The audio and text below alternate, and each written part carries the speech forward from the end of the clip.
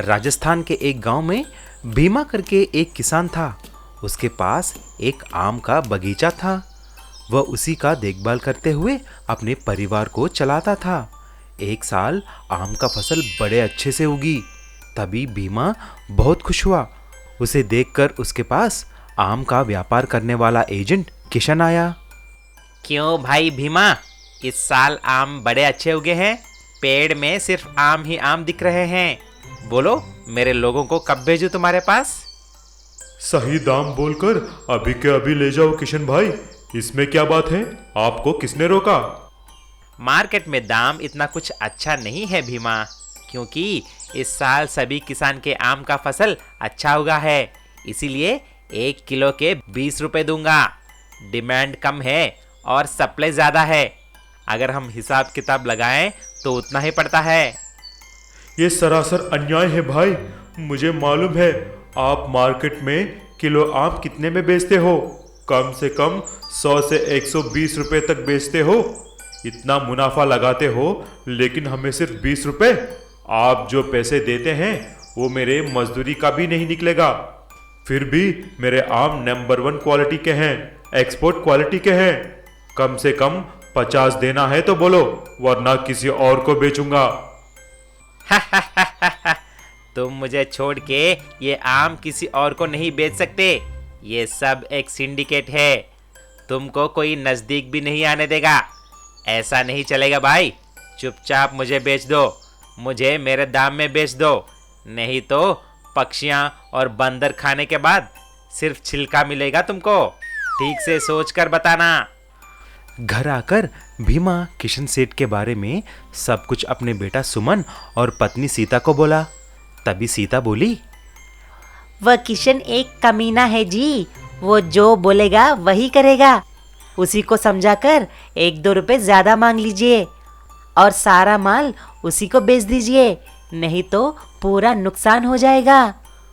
क्या माँ, तुम हमेशा डरती हो? हमारे आम का बगीचा हाईवे के बगल में ही है। लोग हमेशा घूमते ही रहते हैं। पापा, क्यों ना हम उस आम के रस को निकालकर लोगों को सीधा बेचें? क्या? आम का रस?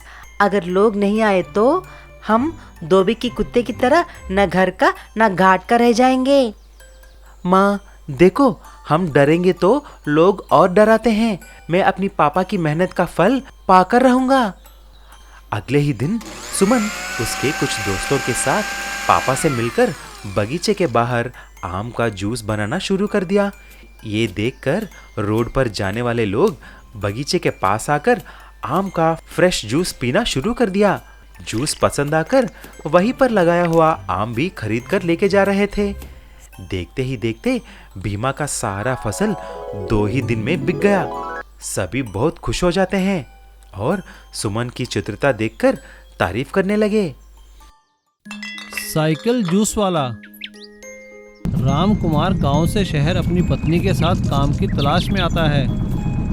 वो बहुत मेहनती था, इसलिए उसे एक जूस फैक्ट्री में काम मिल जाता है। राम कुमार बड़ी मेहनत और लगन से जूस फैक्ट्री में काम करने लगता है। जूस फैक्ट्री का मालिक बहुत अच्छा था। वो राम कुमार और उसकी मेहनत की हमेशा दाद दिया करता था। भाई राम कुमार, एक काम करो, ये पैसे जाके बैंक में जमा कराया ना, और उसके बाद आकर के ये जूस वाली मशीन भी देख लेना, ठीक है? जी सेठ जी, मैं सब देख लूँगा, आप फिक्र ना करें। धीरे धीरे राम कुमार फैक्ट्री का सारा काम समझ जाता है और वो अच्छा जूस बनाना भी सीख लेता है। देखो जी, आप इस तरह से पैदल जाते हो, ये मुझे अच्छा नहीं लगता। इस बार तनख्वाह आने पर आप एक छोटी सी साइकिल क्यों नहीं ले लेते? एक दिन तनख्वाह मिलने पर राम कुमार की पत्नी ने राम कुमार से कहा, अच्छा, तो तनख्वाह मिल गई तो इस बार तो साइकिल ले ही लो। हाँ हाँ ठीक है सरला, मैं साइकिल ले लूँगा। और राम कुमार एक नई साइकिल लेकर आ जाता है और अब वो उसी साइकिल से घर से फैक्ट्री जाने लगता है। सब कुछ ठीक चल रहा था, लेकिन अचानक एक दुर्घटना में फैक्ट्री मालिक की मौत हो जाती है। सभी लोग बड़े दुखी होते हैं, लेकिन सबको असली दुख तो तब होता है जब फैक्ट्री मालिक का बेटा फैक्ट्री बंद करने की बात कहता है। देखो दोस्तों, आप लोगों ने पिताजी का बहुत साथ दिया और काफ़ी अच्छा काम भी किया है, लेकिन ये जूस की फैक्ट्री अब मैं बंद कर रहा हूँ, क्योंकि मैं सब कुछ बेचकर विदेश जा रहा हूँ। आप लोगों के जितने पैसे बनते हैं उससे ज़्यादा पैसा देकर मैं आपसे माफ़ी मांगता हूँ। और इस तरह वो सभी लोगों को जितने पैसे बनते हैं उतने देकर फैक्ट्री बंद कर देता है। राम कुमार बड़े दुखी मन से घर वापस आता है। उसे दुखी देखकर उसकी पत्नी पूछती है, अरे क्या हुआ, आज आप जल्दी घर आ गए? बहुत परेशान नजर आते हो, बात क्या है? राम कुमार उसे सारी बात बताता है। राम कुमार की बात सुनकर उसकी पत्नी उससे कहती है, आप परेशान क्यों होते हैं? हमारे पास साइकिल है ना, और जूस भी आप कितना अच्छा बना लेते हैं। एक मशीन खरीद लेते हैं, उसे साइकिल पर लगाकर गली गली जाकर जूस बेचना। गर्मी का मौसम है, हर कोई खरीदेगा। मुझे पूरा विश्वास है सब कुछ ठीक हो जाएगा। आप कोशिश तो करिए। राम कुमार वैसा ही करता है। वो अपनी साइकिल पर एक जूस बनाने की मशीन लगा लेता है और गली गली घर घर गांव गांव जाकर जूस बेचने लगता है। उसके बनाए जूस की सभी लोग तारीफ करते हैं। उसका काम चल निकलता है। वो साइकिल से एक दुकान और दुकान से जूस की एक फैक्ट्री बना लेता है और अपने सभी साथी कर्मचारियों को अपने साथ काम में रख लेता है। सभी लोग उसकी तारीफ करते हैं। अरे राम कुमार भैया, तुमने तो हम लोगों को एक नई जिंदगी दे दी है। साइकिल पे जूस बेच बेच कर ये फैक्ट्री खड़ी कर ली है। तुम्हारा बहुत बहुत शुक्रिया। हम तुम्हारी मेहनत के आगे नतमस्तक हैं। अरे नहीं किशोर भैया, ये सब तो आप लोगों का साथ और आप लोगों के आशीर्वाद की वजह से है। मैं तो अपनी साइकिल का धन्यवाद देना चाहता हूँ, जिसने मेरी गरीबी में मेरी मदद की और मुझे एक साइकिल जूस वाले से एक जूस फैक्ट्री का मालिक बना दिया। देखा, मैंने कहा था ना, हमें सफलता जरूर मिलेगी। तरबूज का रस। एक गांव में भोलू नाम का एक आदमी तरबूज बेचा करता था। एक समय था जब वो काफी अमीर था। जुए में सारा पैसा लुटाकर अब वह तरबूज बेचने लगा। बेचने के लिए उसने अपने पास मुन्ना नाम का एक लड़का रखा हुआ था। आओ आओ तरबूज ले लो, मीठे मीठे ठंडे ठंडे तरबूज ले लो। मुन्ना का यही काम था। वह चिल्ला चिल्ला कर ग्राहकों को बुलाता और भोलू तरबूज तोलकर ग्राहकों को देता रहता।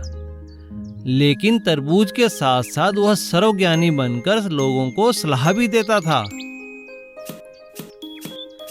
अरे मोहन, इस बार कौन सी फसल उगा रहे हो? मैं तो कपास उगा रहा हूँ भाई। क्या कपास? अरे तुम्हारा दिमाग तो खराब नहीं हो गया? आजकल कपास में कोई फायदा नहीं है। जानवर पाल लो, जानवर। दूध बेचो, दही बेचो, घी बेचो। लोग आजकल यही सब खाते हैं। मान लो मेरी बात। ठीक है भाई, सोचता हूँ। अरे देखा मुन्ना, सब लोग मेरी बात मानते हैं। मुन्ना भोलू की यह बात सुनकर मन ही मन हंसता है। खुद तो कुछ आता नहीं है इन्हें, लोगों को सलाह देते रहते हैं बेमतलब की। अरे क्या सोच रहे हो मुन्ना? अरे कुछ भी तो नहीं मालिक। आओ आओ तरबूज ले लो, सब लोग तरबूज ले लो। एक दिन एक आदमी अपने दादाजी के साथ उसकी तरबूज की रेहड़ी पर आता है। अरे भाई, क्या हो गया तुम्हारे दादाजी को? मेरे दादाजी को जुकाम हुआ है। डॉक्टर ने एक पर्ची पर लिखा था कि दवा कैसे खानी है। न जाने वो पर्ची कहाँ खो गई। अब इस शीशी में तो अंग्रेजी में लिखा है, समझ नहीं आ रहा कैसे लेनी है। हाँ हाँ, लाओ लाओ, मुझे दिखाओ, मैं तुम्हें बताता हूँ। तभी मुन्ना ने धीरे से भोलू को कहा, अरे मालिक, आपको तो अंग्रेजी आती नहीं है। अरे धीरे बोल, धीरे, कोई सुन लेगा। तभी एक स्कूल का विद्यार्थी उसकी रेहड़ी के पास आता है। अरे चाचा, तरबूज कैसे दिए? आओ आओ बेटा, तरबूज की बात तो बाद में करना, पर स्कूल में कुछ पढ़ते लिखते भी हो या ऐसे ही घूमते हो? अरे नहीं चाचा, पढ़ता हूँ मैं। तो जरा देखकर बताओ इस शीशी पर क्या लिखा है? इस पर लिखा है शेक वेल बिफोर यूज। हाँ हाँ, ज्यादा मत बनो, मुझे पता है। मैं तो बस देख रहा, तुम्हें कुछ आता भी है या नहीं? और यह बातें सुनकर मुन्ना मन ही मन फिर हंसता है। भोलू उस आदमी से यह कहता है, अरे भाई, इस दवा पर लिखा है शेक वेल बिफोर यूज, मतलब खाने से पहले अच्छे से हिलाओ। और वह आदमी अपने दादाजी को उठाकर हिलाने लगता है। उसके दादाजी बेहोश हो जाते हैं और वह फिर से अपने दादाजी को अस्पताल लेके जाता है। जब उस आदमी ने सारी बात डॉक्टर को बताई तो डॉक्टर खूब हंसा और डॉक्टर ने उसे कहा कि आपने शीशी को हिलाना था, मरीज को नहीं। यह सुन उस आदमी को बहुत गुस्सा आया और वो भोलू की रेडी पर आया। उसने भोलू को पीटा भी और उसकी रेडी भी तोड़ दी। और तभी वह किसान भी डंडा लेकर आया और उसने भी भोलू को पीटना शुरू किया। अरे भाग मुन्ना भाग, लोग तो हमें मार देंगे, भागो भागो यहाँ से। सीख, हमें बिना ज्ञान के किसी को कोई सलाह नहीं देनी चाहिए। मोटू पान वाला। एक गांव में एक पान की दुकान थी। उस दुकान के मालिक का नाम था राजू। उसकी दुकान पर चंदन नाम का एक लड़का काम करता था। राजू जो भी कहता चंदन वही करता था। एक दिन राजू ने चंदन से कहा, अरे चंदन, पिछले 5 साल से तू यहाँ काम कर रहा है, अभी तक तुझे एक भी पान बनाना नहीं आया। अरे कुछ सीख ले या यूं ही सफाई करता रहेगा। अभी आप है ना मालिक, मैं सीख लूंगा जल्दी ही। एक दिन एक पुलिस अधिकारी राजू की दुकान पर आया। राजू, आज हमारे थाने में फंक्शन है, इसलिए साहब ने कहा है कि दोपहर तक 100 मीठे पान का डब्बा भिजवा देना। ठीक है हुजूर, मैं चंदन के हाथ भिजवा दूंगा। उनके जाने के बाद राजू और चंदन दोनों पान बनाने में लग गए। उन्होंने देखते ही देखते 100 मीठे पान का डब्बा तैयार कर दिया। लेकिन पान बनाने के बाद कुछ मक्खियां उन पर भिनभिना रही थी। यह देखकर राजू ने चंदन से कहा, अरे देख क्या रहा है मूर्ख, थोड़ी मदद ही कर दे, इन मक्खियों को उड़ा। मैं अभी आता हूँ, तब तक मुझे नहीं पता तू क्या करेगा, लेकिन ये सारी मक्खियां यहाँ से हटा दे, जैसे भी करके। राजू के जाने के बाद चंदन वहां से मक्खियां भगाने लगा और उसने ढेर सारी मक्खी मारने की दवा उस पान पर छिड़क दी। राजू के आने के बाद चंदन ने थाने जाकर पान का डब्बा पुलिस अधिकारियों को दे दिया। थोड़ी देर बाद कुछ पुलिस अधिकारी उस दुकान पर आए और राजू को मारने लगे। वह बहुत गुस्से में थे। अरे हुजूर, क्या हुआ हुजूर, मुझे क्यों मार रहे हो, मेरी गलती तो बताइए।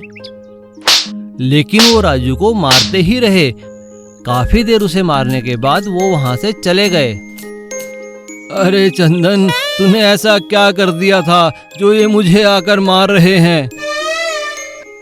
और चंदन ने राजू को मक्खी मारने वाली सारी बात बता दी। अरे मालिक, मैंने तो सिर्फ यही किया था, लेकिन जैसे ही थाने में उन्होंने पान खाया वे बेहोश होकर गिर गए। और चंदन से सारी बात सुनते ही राजू भी कश खाकर गिर गया। इसीलिए तो कहते हैं, जिसका काम उसी को साजे। पाव भाजी वाली की सफलता। सुनंदा रामपुर गांव में अपने पति के साथ रहती थी। उसका एक बेटा था श्यामू। सुनंदा और उसका पति श्यामू को बहुत प्यार करते थे। उन्होंने श्यामू को बड़े प्यार से पाला और पोसा था। बड़े होने के बाद उन्होंने श्यामू की शादी एक सुंदर लड़की से की थी, जिसका नाम था कमला। लेकिन शादी होने के बाद श्यामू अपनी पत्नी कमला के साथ शहर में रहने लगा और उसने वहाँ एक फैक्ट्री में नौकरी कर ली। श्यामू शहर जाने के बाद कभी गांव वापस नहीं आया। सुनंदा और उसके पति ने कई साल ऐसे अकेले ही गांव में बिताए। एक दिन अचानक लंबी बीमारी के बाद सुनंदा के पति की मौत हो गई और वह अकेली रह गई। गांव में किसी के ना होने के कारण श्यामू अपनी माँ को अपने साथ शहर ले आया। ये देखकर उसकी पत्नी कमला ने श्यामू से कहा, अजी सुनते हो, क्या अब माँ जी हमारे साथ ही रहेंगी? हाँ कमला, अब माँ हमारे साथ ही रहेगी। गांव में अब हमारा कौन है? पहले से ही खाने के लाले पड़े हुए हैं और अब ये बुढ़िया भी आ गई। देखो अब जो भी हो, माँ तो हमारे साथ ही रहेगी। क्या मुसीबत है? लेकिन श्यामू और उसकी पत्नी कमला ये नहीं जानते थे कि दूसरे कमरे में खड़ी सुनंदा उन दोनों की बातें सुन रही थी। शाम को जब श्यामू काम से वापस आया तो सुनंदा ने श्यामू से कहा, बेटा, ये मेरे कुछ गहने तू बाजार में गिरवी रख दे। कुछ पाव भाजी बनाने का सामान ले आ और मुझे एक ठेला खोल दे बाजार में। अरे माँ, ये आप क्या कह रही हैं? आप आराम कीजिए, अब आपकी उम्र काम धंधा करने की नहीं है। अरे बेटा, सारा दिन घर पर बैठी करती ही क्या हूँ, 4 पैसे कमा लूंगी तो अच्छा ही है। अच्छा ठीक है माँ, जैसे आप ठीक समझो। मैं कल सारे सामान का इंतजाम कर दूंगा। और श्यामू ऐसा ही करता है। वो अगले दिन अपनी माँ के गहने गिरवी रखकर पाव भाजी बनाने का सारा सामान अपनी माँ को लाकर दे देता है और शहर के बाजार में अपने दोस्त कमल से बात करके उसकी दुकान के आगे माँ का एक पाव भाजी का ठेला भी लगवा लेता है। सुनंदा अकेले ही पाव भाजी बनाकर बेचना शुरू करती है। सुनंदा बहुत स्वादिष्ट पाव भाजी बनाती थी। उसके हाथ की पाव भाजी एक बार जो खा लेता था वो वापस दोबारा खाने ज़रूर आता था। धीरे धीरे उसके ग्राहकों की संख्या बढ़ने लगी। सभी लोग उसकी पाव भाजी की तारीफ करने लगे। सुनंदा के ग्राहकों में एक लड़की भी थी जो लगातार उसकी पाव भाजी खाने आया करती थी। एक दिन उस लड़की ने सुनंदा से कहा, अरे वाह माताजी, आपकी पाव भाजी का तो जवाब नहीं। मेरी कंपनी में मैं आपको पाव भाजी बनाने का ऑर्डर दे रही हूँ और ये लीजिए आपका एडवांस। अरे ये क्या कह रही हो बच्ची, क्या सच में? हाँ माँ जी, ये लीजिए पैसों का चेक। वो लड़की एक बहुत बड़ी फूड सप्लाई कंपनी की जनरल मैनेजर थी। उनकी कंपनी अच्छी अच्छी स्वादिष्ट खाने की चीजें सप्लाई किया करती थी। सुनंदा ये सुनकर बहुत खुश हो गई और उसने घर आते ही अपने बेटे को ये खुशखबरी सुनाई। देख बेटा, मुझे कितना बड़ा ऑर्डर मिला है, ये देख चेक भी मिला है। देखा कमला, तुम ऐसे ही माँ से जलती रहती थी। माँ ने तो कमाल कर दिया, तुम्हें कुछ माँ से सीखना चाहिए। अब कमला को अपनी गलती का एहसास हो गया था और उसने सुनंदा से हाथ जोड़कर माफ़ी मांगी और अगले ही दिन से कमला अपनी सास सुनंदा के साथ पाव भाजी बनाने के काम में लग गई। इसीलिए कहते हैं सच्ची लगन और मेहनत से कोई भी किसी भी उम्र में सफलता प्राप्त कर सकता है। उसके पिता का अंडों का कारोबार था। अकेला बेटा होने के कारण सूरज को कभी कोई काम करना ही नहीं पड़ा। उसके पिता सब कारोबार संभाल लेते थे। एक बार सूरज के पिताजी बीमार हो गए। सूरज की माँ ने सूरज को समझाया, सूरज बेटा, अब तुम्हारे पिताजी बूढ़े हो गए हैं और वो बहुत बीमार भी रहने लगे हैं। अब उनसे कारोबार संभाला नहीं जाएगा बेटा। तुम्हें अब काम करना चाहिए और उनका काम में हाथ पटाना चाहिए। पर माँ, मुझे तो कोई काम आता ही नहीं। सूरज, जिस तरह तुम्हारे पिताजी फार्म से अंडे लाकर उन्हें दुकानों में सप्लाई किया करते थे, तुम भी वही काम करो। ठीक है माँ, कल से ही मैं काम पर लग जाता हूँ। सूरज ने दूसरे ही दिन काम करना शुरू कर दिया। किस किस दुकान पर कितने का सामान देना है उसे कुछ नहीं मालूम था और फिर कुछ ही दिनों में उसे काम मिलना बंद हो गया। एक दिन सूरज का दोस्त कमल उससे मिलने आया। सूरज, कैसे हो? क्या हुआ, मुझे बताओ। मैंने पिताजी से काम तो सीखा ही नहीं था। इस वजह से पिताजी का कारोबार ठप हो गया। अब कोई भी मुझसे अंडे नहीं खरीदता है। तो तुम कोई और काम क्यों नहीं करते? ऐसे काम जिसमें तुम अकेले ही माहिर हो। ऐसा कौन सा काम हो सकता है? आजकल सैंडविच बहुत बिकते हैं बाजार में। तुम भी अंडों के सैंडविच बनाकर बेचो। बात तो अच्छी लग रही है तुम्हारी। ठीक है, मैं कल से ही कोशिश करता हूँ। सूरज ने अपनी माँ से अंडे की भुर्जी बनाना सीखा और ब्रेड खरीदकर एक ठेला लगाकर खड़ा हो गया। जब ग्राहक आते तो उन्हें भुर्जी का सैंडविच बनाकर देता। अरे वाह, आज तो अच्छी कमाई हो गई। पहली बार मैंने कुछ अच्छा काम किया है। ये पैसे मैं ले जाकर पिताजी के हाथ में दूंगा। सूरज ने घर जाकर अपनी कमाई के पैसे पिताजी को दिए और उसके पिताजी बहुत खुश हुए। शाबाश बेटा, तुम जैसा बेटा पाकर मैं तो धन्य हो गया। बेटा बस इसी तरह खूब मेहनत करके अच्छी कमाई करो। कुछ ही दिनों में सूरज के बनाए हुए सैंडविच दूर दूर तक मशहूर हो गए और उसकी कमाई होने लगी। जिस काम में मन लगे उसे ही करना चाहिए। मशरूम करी की सब्जी। दीपक एक बहुत अच्छा गुड़ का व्यापारी था। उसका व्यापार बहुत अच्छा चल रहा था। दीपक की पत्नी सुषमा बहुत स्वादिष्ट खाना बनाती थी। दीपक को मशरूम खाना बहुत पसंद था, इसलिए वह रोज ढेर सारे मशरूम लाता और सुषमा रोज अलग अलग तरह के पकवान बनाती, और वह भी सिर्फ मशरूम के। सुषमा जब भी खाना बनाती तो गांव के सभी पड़ोसी खुशबू से खींचे चले आते और सुषमा सभी को बड़े आदर और प्यार से खाना खिलाती। एक दिन उनकी एक पड़ोसन बोली, अरे ओ सुषमा, मुझे माफ करना, रोज रोज तुम्हारे हाथ के बने मशरूम खाने आ जाती हूँ, पर क्या करूँ, बहुत कोशिश की पर तुम जैसा खाना नहीं पका पाई। हाँ, और जो स्वाद तुम्हारे प्यार से बनाए मशरूम में है वो तो किसी और के बनाए मशरूम में हो ही नहीं सकता। दीपक की दुकान के पड़ोस में एक कंजूस सुनार की दुकान थी। उसे भी सुषमा के हाथ के मशरूम खाने की आदत हो गई थी। आ गई बेटी, जल्दी ला, आहा मजा आ गया तेरे हाथ के मशरूम खाकर। सबको खाता देख सुषमा को बहुत खुशी मिलती। एक दिन दीपक ने सुषमा से कहा, मैं शहर जा रहा हूँ, आने में देरी होगी, अपना ख्याल रखना और आराम कर लेना, कोई जरूरत नहीं है किसी और के लिए खाना बनाने की। सुषमा उदास हो जाती है। कुछ देर बाद सुनार और कुछ गांव के लोग फिर से खाने की खुशबू से खींचे चले आते हैं। अरे बेटी, आज तुम दुकान पे नहीं आई तो मैं ही चला आया। यहाँ से गुजर रहा था तो सोचा मिलता भी चलूं और कुछ खा भी लूं। सुषमा ने खुशी खुशी सुनार को खाना परोसा। रात में जब दीपक और सुषमा सो रहे थे तभी दो चोर उनके घर घुसे और सुषमा के सभी जेवर और पैसा लेकर चले गए। और अगले दिन चोर सुनार के पास सारे जेवर बेचने पहुँचे। जेवर देखते ही सुनार पहचान गया कि ये तो सुषमा के जेवर हैं। उसे चोरों पर शक हुआ और सुनार ने तुरंत पुलिस को बुलवाया और दोनों चोरों को पकड़वा दिया और जेवर लेकर सुषमा के घर पहुंचा। पड़ोसी हैरान थे क्योंकि सुषमा लगातार रोए जा रही थी। तभी सुनार ने कहा, अरे रोना बंद करो सुषमा बेटी, ये लो तुम्हारे जेवर और पैसे। और पुलिस ने चोरों की खूब पिटाई की। दीपक को भी अपनी गलती का एहसास हो गया था।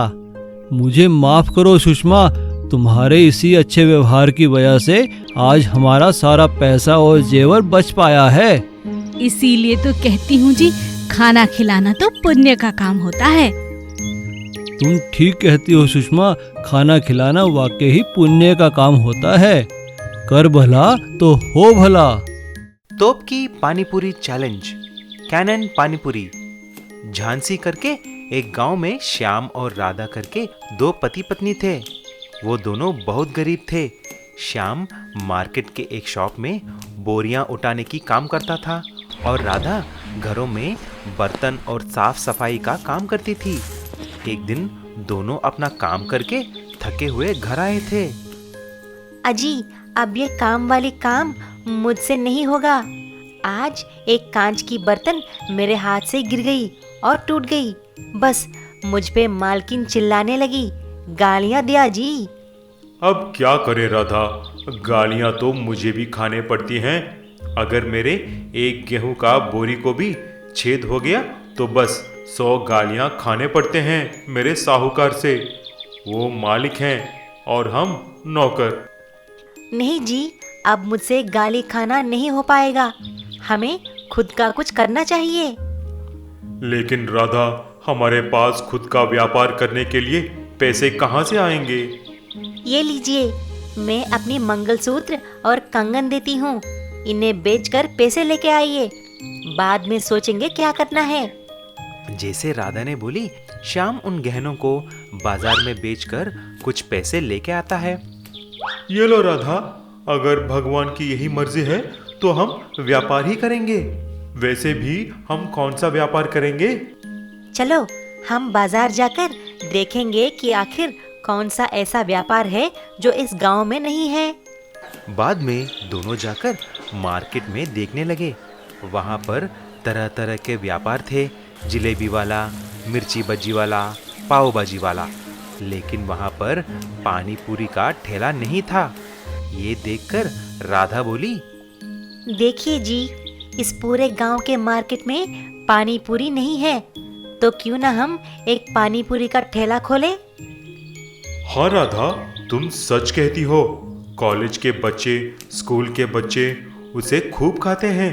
लेकिन अगर लोगों को हमारे पास आकर खाना है तो हमको कुछ अलग से सोचना पड़ेगा। अरे, मेरे पास एक जबरदस्त आइडिया है। मेरे पास बचपन का एक तोप का खिलौना है। हम उसमें कोई भी चीज डालेंगे तो उसमें से वो उड़ता हुआ आकर सामने गिरेगा। मैं इससे बहुत अच्छी तरह खेलती थी। जैसे ही राधा ने ऐसा बोली, उस पुराने तोप को बाहर लाते हैं और उसे अच्छी तरह सफाई करते हैं। उसके बाद वह तोप काम करने लगी। उसी दिन को वह पानी पूरी का ठेला भी लगा देते हैं और बाजू में तोप को भी लगाते हैं। आओ भाई आओ, तोप का पानी पूरी खाओ। कैनन पानी पूरी। प्लेट पकड़कर खड़े होने की जरूरत ही नहीं है। हमारा तोप सीधा आपके मुंह में ही डालेगा पानी पूरी को। ये सुनते ही कुछ लोग आकर इकट्ठे हो गए। जैसे ही शाम ने कुछ पानी पूरी को तोप की नली में रखकर चलाई तो पानी पूरी सीधा एक एक करके जाकर ग्राहकों के मुंह में गिरने लगी। सभी लोगों को बहुत अच्छा लगा और मजे लेकर खा रहे थे। कुछ ही दिन में तोप पानी पूरी बहुत फेमस हो जाती है। यूं श्याम और राधा पानी पूरी का व्यापार करते हुए खुशी खुशी से रहने लगे। घमंडी नूडल वाला। मदन शहर में नूडल का ठेला लगाता था, लेकिन उसका काम वहाँ चल नहीं रहा था। आजकल नूडल बेचने के इतने ठेले हो गए हैं, कोई मेरे पास नहीं आता। काम बहुत ही मंदा चल रहा है। लगता है वापस गांव ही जाना पड़ेगा। मदन अपनी पत्नी के साथ वापस गांव आ गया। क्यों जी, हम यहाँ गांव में अब क्या करेंगे? अरे, हमें तो एक ही काम आता है, नूडल बनाना। वही काम शुरू कर लेता हूँ। वैसे भी यहाँ कोई नूडल की दुकान या ठेला तो है नहीं, तो हमारा कंपटीशन भी नहीं होगा। सब मेरे पास ही आएंगे नूडल खाने। मदन ने गांव में नूडल का ठेला लगा लिया। लोग उसके ठेले पर आते हैं पर खरीदते कुछ नहीं। ठेला लगाए तो 10 दिन हो चुके हैं, लेकिन एक भी गांव वाला नूडल खाने नहीं आया। सब तो बस देख कर चले जाते हैं। इस तरह कैसे चलेगा जी? बहुत नुकसान हो रहा है। कुछ तो करो।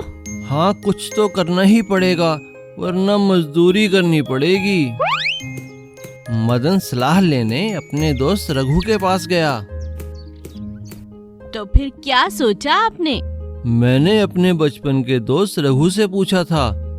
वो कह रहा था कि गांव वालों को पता ही नहीं है चाउमीन कैसी होती है, इसलिए वो चाउमीन खाने नहीं आ रहे हैं। वे गांव वाले हैं, बिना सोचे समझे कहीं पैसा नहीं खर्चते। तो फिर अब क्या करें? इन्हें कैसे चाउमीन बेचें? परसों इसी गांव में रघु की शादी है। मैंने सोचा है कि उसकी शादी में गांव वालों को मुफ्त में नूडल खिला दूंगा। इससे उनको नूडल का स्वाद भी पता चल जाएगा। हो सकता है हमारा काम हो जाए। अरे वाह, ये तो बहुत अच्छा उपाय है। मदन ने ऐसा ही किया। रघु की शादी पर मदन ने सबको नूडल खिलाए। लोगों को नूडल का स्वाद बहुत पसंद आया और वे नूडल खाने मदन के ठेले पर आने लगे। मैं ना कहता था, एक बार अगर सब खाएंगे तो हमेशा तुम्हारे पास ही आएंगे। इस तरह धीरे धीरे मदन का काम चल निकला और कुछ ही दिनों में मदन के ठेले पर भीड़ लगनी चालू हो गई। अरे मदन भाई, हमें तो पता ही नहीं था ये चाउमीन होती क्या है, पर आज जो तुमने चाउमीन खिलाई है, भाई साहब मजा आ गया खाकर। बहुत ही अच्छा। वाह भाई मदन, तुम तो बड़े कारीगर हो, बड़ी टेस्टी आइटम बनाई है। ये सब देखकर मदन का लालच बढ़ने लगा। उसे अपने हाथ के बनाए नूडल पर घमंड हो गया और उसने नूडल के दाम दुगने कर दिए। जैसे ही मदन ने दाम बढ़ाए, लोगों ने उसके ठेले पर आना बंद कर दिया और कुछ ही दिनों में उसका सारा काम ठप हो गया। ये अचानक क्या हो गया जी? कोई भी नूडल खाने नहीं आता। मदन, मैंने तो तुमसे पहले ही कहा था, गांव वाले हैं, सोच समझकर ही पैसा खर्चते हैं। अगर तुमने दाम कम नहीं किए तो वो नूडल खाने नहीं आएंगे। मदन का घमंड टूट चुका था, इसलिए उसने दाम कम कर दिए और सबसे अच्छे से बात भी करने लगा और धीरे धीरे उसका काम फिर से चल निकला।